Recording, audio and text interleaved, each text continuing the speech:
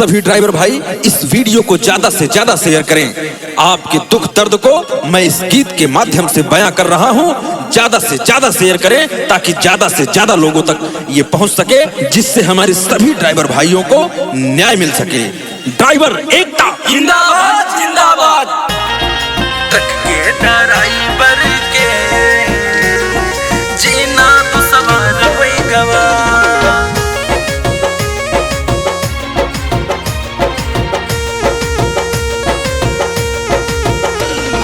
वाह अमित शाह चाचा, वाह अमित शाह चाचा, ई कैसन कानून होई गवा। वाह अमित शाह चाचा, ई कैसन कानून होई गवा।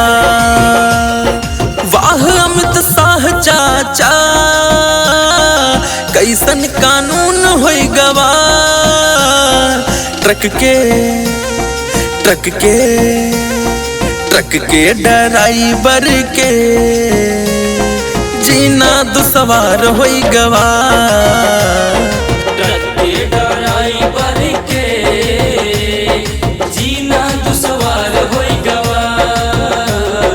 यही से देश भर में अब ता हड़ताल होई गवा।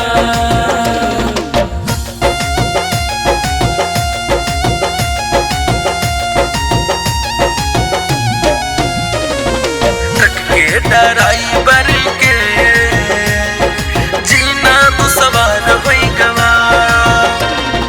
छोट गाड़ी गलती करी है, बाद में वह हड़कई है। रुक के मदद करी है तो पब्लिक से मार खाई है। सबसे अगर बची जाई है, जुर्माना 10 के पार होई गवा। इतने से काम ना चले, सजा कारागार होई गवा।